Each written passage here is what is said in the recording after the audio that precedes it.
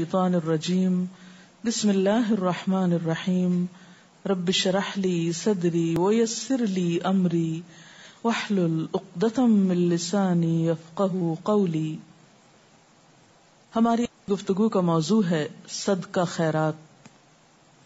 قرآن پاک میں اللہ سبحانہ وتعالی فرماتے ہیں وَأَنفِقُوا مِمَّا رَزَقْنَاكُم مِّن قَبْلِ أَن يَأْتِيَ أَحَدَكُمُ الْمَوْتُ فَيَقُولَ رَبِّ لَوْلَا أَخَّرْتَنِي إِلَىٰ أَجَلٍ قَرِيبٍ فَأَصَّدَّقَ وَأَكُن مِّنَ الصَّالِحِينَ۔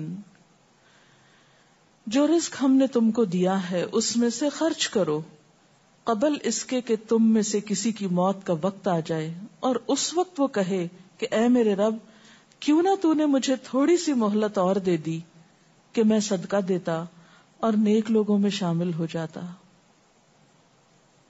تو گویا ہم سب کو اپنی موت سے پہلے پہلے، اس دنیا سے جانے سے پہلے پہلے، جو کچھ بھی ہمارے پاس ہے اس میں سے کچھ نہ کچھ دوسروں کو بھی اس کا حصے دار بنانا چاہیے، ضرورت مندوں پہ خرچ کرنا چاہیے، اپنی نعمتوں میں دوسروں کو شریک کر لینا چاہیے۔ قرآن پاک میں اللہ سبحانہ وتعالی ایک اور موقع پر یہ بھی فرماتے ہیں قُلْ لِعِبَادِيَ الَّذِينَ آمَنُوا يُقِيمُوا الصَّلَاةَ وَيُنْفِقُوا مِمَّا رَزَقْنَاهُمْ سِرًّا وَعَلَانِيَةً مِّن قَبْلِ أَن يَأْتِيَ يَوْمٌ لَا بَيْعٌ فِيهِ وَلَا خِلَالٌ۔ اے نبی صلی اللہ علیہ وسلم، میرے جو بندے ایمان لائے ہیں ان سے کہہ دیجئے کہ نماز قائم کریں، اور جو کچھ ہم نے ان کو دیا ہے اس میں سے کھلے اور چھپے خرچ کریں، اس سے پہلے کہ وہ دن آ جائے، یعنی قیامت کا دن، جس میں نہ خرید و فروخت ہوگی اور نہ ہی دوست نوازی ہو سکے گی۔ یعنی آج وہ مال جس سے ہم خرید و فروخت کرتے ہیں، جس سے ہم صرف اپنی ذات کی راحتیں اور آرام لیتے ہیں، اس مال سے صرف اپنی ہی ذات کا خیال نہیں کرنا، بلکہ اسے اس دن کے لیے آج خرچ کرنا ہے تاکہ اس دن کی راحتیں بھی ہم اس سے لے سکیں۔ اللہ سبحانہ وتعالی بار بار اس بات کی طرف توجہ دلاتے ہیں کہ اس سے پہلے خرچ کر لو کہ یہ سب کچھ تمہارے پاس نہ رہے اور تم حساب کتاب کے دن جا پہنچو جہاں پھر تم کچھ بھی خرچ نہ کر سکو گے اور نہ ہی اس مال کو کسی بزنس میں لگا کے کچھ اور کما سکو گے، یہ سب کچھ یہیں رہ جائے گا۔ نبی صلی اللہ علیہ وسلم نے بھی بہت سی احادیث میں خرچ کرنے کی طرف متوجہ فرمایا ہے۔ آپ نے فرمایا یا ابن آدم انفق انفق علیک، حدیث قدسی ہے، اے ابن آدم تو خرچ کر، میں تجھ پر خرچ کروں گا، یعنی اللہ تعالیٰ نے فرمایا، نبی صلی اللہ علیہ وسلم نے روایت کیا کہ جب انسان دوسروں پر خرچ کرتا ہے تو اللہ سبحانہ وتعالی اس بندے کو مزید عطا کرتا ہے۔ اسی لیے ایک حدیث سے پتہ چلتا ہے کہ صدقہ کرنے سے مال کبھی کم نہیں ہوتا، دوسروں کو دینے سے کمی نہیں ہوتی۔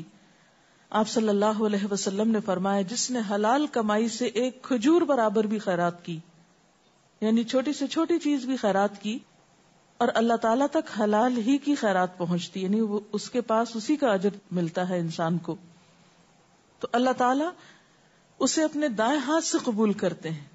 یعنی حلال کمائی سے اگر انسان معمولی چیز بھی خرچ کرتا ہے تو اللہ تعالیٰ اسے دائیں ہاتھ سے قبول کرتے ہیں، یعنی بہت محبت و شفقت سے لیتے ہیں، اور خیرات کرنے والوں کے لیے اس کو بڑھا دیتے ہیں، جیسے تم میں سے کوئی اپنے بچھیرے کی پرورش کرتا ہے، یہاں تک کہ وہ ایک لقمہ یا وہ ایک کھجور احد پہاڑ برابر ہو جاتی ہے۔ کہاں یہ کہ خیرات کرنے سے صدقہ کم نہیں ہوتا، بلکہ بڑھتا ہے، اور کتنا بڑھتا ہے کہ ایک کھجور پہاڑ جتنی زیادہ بڑھا کر انسان کو قیامت کے دن واپس لوٹائی جائے گی۔ رسول اللہ صلی اللہ علیہ وسلم نے یہ بھی فرمایا، انسان کہتا ہے میرا مال میرا مال، حالانکہ اے انسان تیرا مال وہ ہے جو تو نے کھا کے ختم کر دیا، یا پہن کے پرانا کر دیا، یا صدقہ کر کے آگے بھیج دیا، باقی تو وارثوں کا مال ہے۔ ہم سب جمع کرتے رہتے ہیں، بعض اوقات اپنی ذات پہ بھی خرچ نہیں کرتے، اپنی ضروریات کو بھی خوش دلی سے پورا نہیں کرتے، بعض لوگوں کے پاس ہوتا بھی ہے لیکن اپنے اہل و عیال کو فقیر چھوڑ دیتے ہیں، بچا بچا کے رکھتے ہیں، بخل کرتے ہیں اور بھول جاتے ہیں کہ ایک دن یہ سب کچھ یہیں رہ جائے گا اور وہ خالی ہاتھ آگے چلے جائیں گے. تو انسان کو اللہ تعالیٰ نے جو مال دیا ہے اسے خرچ کرنا چاہیے، اپنی ذات پر بھی، اپنے اہل و عیال پر بھی، اپنے رشتہ داروں پر. ایتاء ذی القربیٰ کا حکم ہے قرآن پاک میں. پھر اسی طرح ضرورت مندوں پر، جس میں مساکین، یتامى، مسافر اور بہت سے لوگ آتے ہیں، ان پر بھی. اس لیے کہ مال اللہ تعالیٰ نے انسان کی ضروریات پوری کرنے کے لیے بنایا ہے، صرف جمع کر کے رکھنے کے لیے نہیں. قرآن پاک کی بالکل ابتدائی آیات میں ہمیں پتہ چلتا ہے متقین کی صفات کے بارے میں، جو قرآن پاک کی نعمت سے بھرپور فائدہ اٹھانے کے لائق ہوتے ہیں، کہ وَمِمَّا رَزَقْنَاهُمْ يُنْفِقُونَ، کہ ان کا مزاج خرچ کرنے والا ہے، سینت کے رکھنے والا نہیں ہے، کہ ہم نے جو کچھ ان کو رزق دیا ہے اس میں سے وہ خرچ کرتے رہتے ہیں، آگے دیتے رہتے ہیں. کیونکہ مال کی سرکولیشن جب سوسائٹی کے اندر ہوتی ہے تو خوشحالی آتی ہے، اور اگر لوگ مال بچا بچا کے جمع کر کر کے صرف اپنے ہی خزانوں میں بھرتے رہیں اور اس سے بھی کوئی فائدہ نہ اٹھائیں تو لوگوں کی ضروریات پھر پوری نہیں ہو سکتی. لیکن یہ یاد رکھیے کہ مال خرچ کرنے سے پہلے کچھ ایسی شرائط کا علم ہونا ضروری ہے جو مال کے خرچ کرنے کو بہترین اجر و ثواب کا ذریعہ پھر بنا دیتی ہیں. سب سے پہلی بات یہ کہ اللہ کی راہ میں مال خرچ کرتے ہوئے عمدہ مال خرچ کرنا چاہیے. یعنی جس مال کو ہم اللہ کی رضا حاصل کرنے کے لیے، اللہ تعالیٰ کی محبت پانے کے لیے خرچ کرتے ہیں، وہ مال عمدہ ہونا چاہیے، کیونکہ ہم کسی انسان کو نہیں دے رہے ہوتے، دراصل اللہ کو دے رہے ہوتے ہیں. قرآن پاک میں اللہ تعالیٰ فرماتے ہیں یا ایھا الذین آمنوا انفقوا من طیبات ما کسبتم، اے ایمان والو جو کچھ تم نے کمایا ہے اور جو کچھ ہم نے زمین سے نکالا ہے، وَمِمَّا أَخْرَجْنَا لَكُم مِّنَ الْأَرْضِ، اس میں سے اچھی چیزیں اللہ کی راہ میں خرچ کرو. وَلَا تَيَمَّمُوا الْخَبِيثَ، اور ناپسندیدہ خبیث ردی چیز اللہ کی راہ میں خرچ کرنے کا ارادہ نہ کرو. کیوں؟ اس لیے کہ اگر ہمیں کوئی ردی چیز دے تو ہم لینا کبھی پسند نہ کریں گے، تو جو چیز ہم اپنے لیے پسند نہیں کرتے وہ دوسروں کے لیے کیسے پسند کرتے ہیں. رسول اللہ صلی اللہ علیہ وسلم نے فرمایا ان اللہ طیب لا يقبل الا طیبا، بے شک اللہ تعالی پاک ہے اور وہ قبول نہیں کرتا مگر پاک چیز کو. یعنی ردی چیزیں، بیکار چیزیں، نکمی چیزیں، ناپسندیدہ چیزیں اللہ کی راہ میں دینا، اللہ تعالیٰ کو دینا اور اس سے جزا چاہنا، تو جزا کس قسم کی ہو سکتی ہے جب اللہ تعالیٰ نے اس کو قبول ہی نہیں کیا اور وہ ردی بیکار پھینکے جانے کے لائق ہے. اس سے آپ اللہ کی رضا کما رہے ہیں، یہ کیسے ممکن ہے؟ اللہ کے نام کے ساتھ بھی زیادتی ہے اور دینے والے پر بھی ایک زیادتی ہے، اور سب سے بڑھ کر یہ کہ خود اپنی ذات پر ایک زیادتی ہے. جو انسان دوسروں کا برا چاہتا ہے، دوسروں کو عزت نہیں دیتا، دوسروں کو ان کا حق نہیں دیتا، وہ دراصل اپنے ساتھ زیادتی کر رہا ہوتا ہے. اسی طرح صدقہ کرنے کے کچھ آداب بھی ہیں، اللہ کی راہ میں خرچ کرنے کے کچھ آداب ہیں جن کا ملحوظ خاطر رکھنا بے حد ضروری ہے. ارشاد باری تعالیٰ ہے یا ایھا الذین آمنوا لا تبطلوا صدقاتکم بالمن والأذى کالذی ينفق مالہ رئاء الناس ولا یؤمن باللہ، اے ایمان والو اپنے صدقات کو احسان جتا کر اور اذیت پہنچا کر ضائع مت کرو اس شخص کی طرح جو اپنا مال لوگوں کو دکھانے کے لیے خرچ کرتا ہے اور اللہ اور یوم آخرت پر ایمان نہیں رکھتا.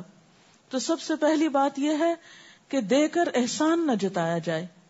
نبی صلی اللہ علیہ وسلم نے فرمایا 3 قسم کے لوگ ایسے ہیں جن سے اللہ تعالیٰ قیامت کے دن بات بھی نہیں کریں گے، ان کو پاک نہیں کریں گے، ان کی طرف نظر رحمت سے دیکھیں گے نہیں. اور ان میں سے ایک صدقہ دے کر جتانے والا، کسی پہ احسان کر کے اس کا بار بار پھر احسان یاد کرانے والا یا اس کو احسان جتانے والا. دوسری بات یہ ہے کہ خیرات کرتے وقت ریاکاری نہیں ہونی چاہیے، دکھاوا نہیں ہونا چاہیے. قیامت کے دن اللہ تعالی ایسا کوئی عمل قبول نہیں کرے گا جو لوگوں کو دکھانے کے لیے کیا گیا ہو اور اس میں اللہ کی رضا نہ ہو. ایسا عمل انسان کے خلاف حجت ہو جائے گا. تیسری بات یہ کہ اخلاص کے ساتھ سجدہ کرنا چاہیے. آپ صلی اللہ علیہ وسلم نے فرمایا اخلاص سے یعنی خالصتاً اللہ کی خاطر صدقہ کرنے والا قیامت کے دن عرش الہی کے سائے تلے ہوگا. اس دن جس دن اور کوئی سایہ نہ ہوگا. ایک روایت میں آتا ہے جو دائیں ہاتھ سے دے اور بائیں کو خبر نہ ہو کہ کیا دیا، یعنی بہت خاموشی سے چھپا کر صدقہ کرے.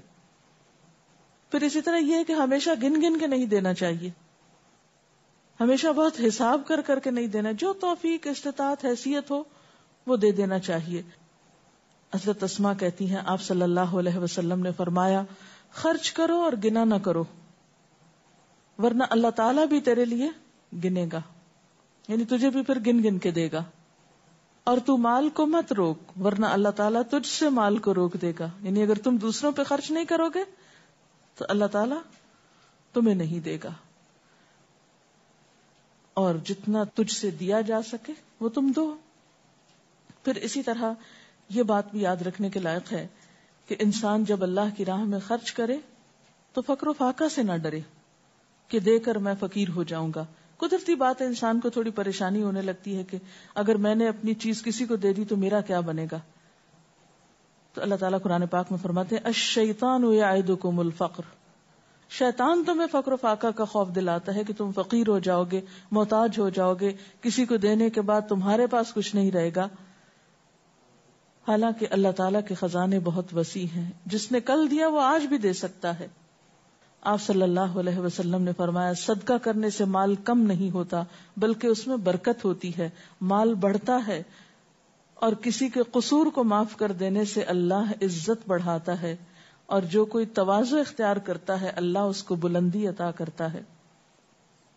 اسی طرح پسندیدہ صدقہ کیا ہے کہ انسان صحت اور تندرستی کی حالت میں خرچ کرے. عموماً انسان پہ جب کوئی مصیبت آتی ہے، خدا نخواستہ کوئی بیماری آ جاتی ہے، کوئی پریشانی آتی ہے یا کوئی برا خواب آ جاتا ہے لوگوں کو بعض اوقات، تو اس وقت صدقہ کرنے کا اہتمام کرتے ہیں. لیکن عام حالات میں جب سب کچھ نارمل ٹھیک چل رہا ہوتا ہے تو عموماً انسان بخل کرنے لگتا ہے. ایسے میں تو پھر مجبوراً صدقہ کرنا ہوتا ہے نا. جب کوئی پریشانی آ جائے اس مصیبت کو ہٹانے کے لیے ایک طریقے کے طور پر ایک بندہ مومن صرف مخصوص اوقات میں صدقہ نہیں کرتا بلکہ ہر حال میں صدقہ کرتا رہتا ہے، اچھے حال ہو یا برے حال ہو، خوشحالی ہو یا تنگ دستی ہو. ایک آدمی نے ایک دفعہ آپ صلی اللہ علیہ وسلم سے سوال کیا کہ کون سا صدقہ افضل ہے؟ تو آپ نے فرمایا جو صدقہ تو تندرستی کی حالت میں دے، جبکہ تو حرص رکھتا ہے، فقر و فاقہ سے ڈرتا ہے اور دولت کی طمع رکھتا ہے. لہذا صدقہ کرنے میں جلدی کرو، یہ نہ ہو کہ جان لبوں پہ آ جائے اور تم کہنے لگو کہ اتنا فلاں کو دے دو، اتنا فلاں کو دے دو، حالانکہ اس وقت مال اس کا نہیں بلکہ اس کے وارثوں کا ہو چکا. یعنی مرتے وقت تو انسان کا مال مختلف لوگ لے جائیں گے، اب وہ کہے یا نہ کہے اب اس کو تو فائدہ نہیں ہے اس سے. آپ صلی اللہ علیہ وسلم نے یہ بھی فرمایا آدمی کا اپنی زندگی میں 1 درہم خرچ کرنا موت کے وقت 100 درہم خرچ کرنے سے زیادہ بہتر ہے. یعنی جب انسان کے اوپر موت کا خوف ہو کہ اب تو میں مر ہی جاؤں گا تو جلدی جلدی صدقہ کر لو، تو اس وقت 100 کرنے کا بھی ثواب اتنا نہیں جتنا عام حالات میں اچھے دنوں میں 1 درہم خرچ کرنے کا ہے. اب یہ ہے کہ صدقے کے فوائد جہاں سوسائٹی کو پہنچتے ہیں وہاں سب سے زیادہ خود ہماری اپنی ذات کو پہنچتے ہیں. نبی صلی اللہ علیہ وسلم نے فرمایا صدقہ اللہ کے غضب کو بجھاتا ہے اور بری موت سے بچاتا ہے. آپ نے یہ بھی فرمایا صدقہ کرنے میں جلدی کرو کیونکہ بلائیں صدقے سے آگے نہیں بڑھ سکتی. یعنی بجائے اس کے کہ مصیبت آ جائے تو صدقہ کیا جائے، اس سے پہلے ہی صدقہ کیا جائے، کیونکہ صدقہ کرنے سے کیا ہوتا ہے مصیبتیں اس سے آگے نہیں بڑھ سکتی. اسی طرح ایک اور روایت میں آتا ہے کہ صدقہ برائی کے 70 دروازوں کو بند کر دیتا ہے. آپ صلی اللہ علیہ وسلم نے یہ بھی فرمایا کہ جو کسی مسلمان کو کپڑا پہنائے گا تو جب تک اس کے بدن پر ایک دھجی بھی رہے گی تب تک یہ پہنانے والا اللہ کی حفاظت میں رہے گا. اسی طرح ایک اور موقع پر آپ نے فرمایا قیامت کے دن حساب کتاب ختم ہونے تک صدقہ کرنے والا اپنے صدقے کے سائے میں رہے گا. یعنی قیامت کے دن بھی جیسے دنیا میں صدقہ انسان کے لیے ایک حفاظت کا ذریعہ بنتا ہے بلاؤں سے، اسی طرح قیامت کے دن بھی صدقہ انسان کے لیے ایک سائے کی حیثیت رکھے گا اور اسے حشر کے دن کی گرمی سے محفوظ کرے گا۔ اس کے برعکس جو لوگ صدقہ خیرات نہیں کرتے، زکوٰۃ دینے سے انکار کرتے ہیں یا اپنے فرائض پورے نہیں کرتے، تو قرآن پاک میں اللہ تعالیٰ فرماتے ہیں لا يحسبن الذين يبخلون بما آتاهم الله من فضله هو خيرا لهم بل هو شر لهم سيطوقون ما بخلوا به يوم القيامة۔ جن لوگوں کو اللہ نے اپنے فضل سے مال و دولت دی اور وہ بخل سے کام لیتے ہیں، اس خیال میں نہ رہیں کہ یہ بخل ان کے حق میں بہتر ہے، بلکہ یہ ان کے لیے بہت برا ہے۔ اس بخل سے جو کچھ وہ جمع کر رہے ہیں اسے قیامت کے دن طوق بنا کر ان کے گلے میں ڈال دیا جائے گا، یعنی یہ ان کے لیے باعث وبال ہوگا۔ حضرت ابو ہریرہ کہتے ہیں کہ رسول اللہ صلی اللہ علیہ وسلم نے فرمایا، جس کو اللہ نے مال دیا اور اس نے اس کی زکوٰۃ ادا نہ کی تو قیامت کے دن اس کا مال گنجے سانپ کی شکل میں، جس کی آنکھوں پہ 2 نقطے ہوں گے، اس کے گلے کا طوق بن جائے گا، یعنی گلے میں لپٹ جائے گا، پھر اس کی دونوں باچھیں پکڑ کر ان کو ڈسے گا اور کہے گا کہ میں تیرا مال ہوں، میں تیرا مال ہوں۔ یعنی مال سانپ کی شکل میں انسان کے لیے عذاب کا ذریعہ بنے گا۔ اور اس کے بعد آپ صلی اللہ علیہ وسلم نے یہی آیت تلاوت فرمائی۔ آپ صلی اللہ علیہ وسلم نے یہ بھی فرمایا کہ زکوٰۃ ادا نہ کرنے والے لوگوں کو اللہ تعالیٰ قحط سالی میں مبتلا کر دیتا ہے، یعنی بارشوں کا سلسلہ بند ہو جاتا ہے۔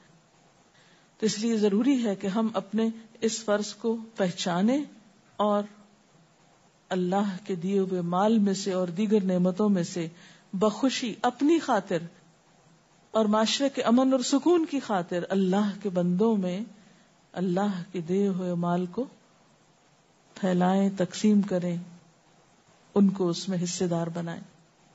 اس سلسلے میں اگر کوئی سوال ہو آپ کے ذہن میں تو آپ کر سکتے ہیں۔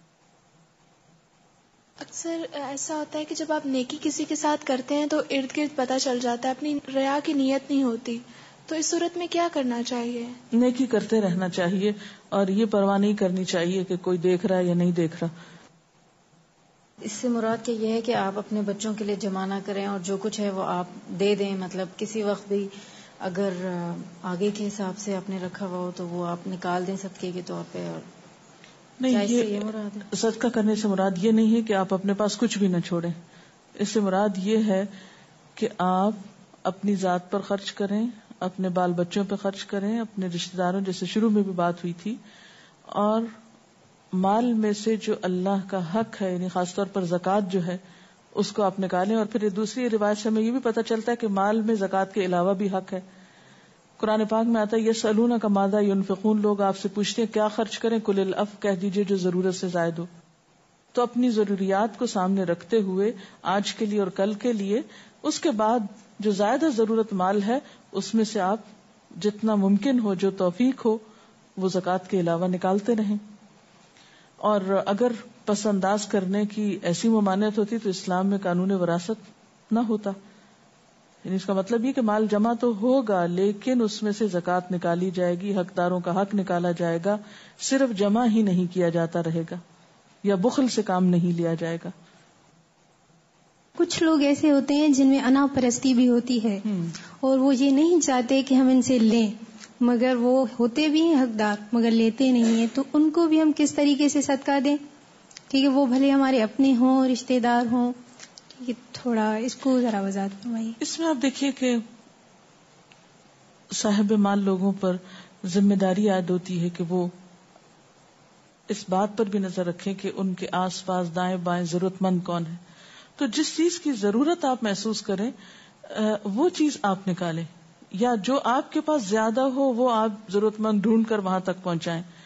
بعض لوگوں کو کھانے کی ضرورت ہوتی ہے، بعض لوگوں کو لباس کی ضرورت ہوتی ہے، بعض لوگ تعلیم حاصل کرنے میں بہت تنگی کا شکار ہوتے ہیں۔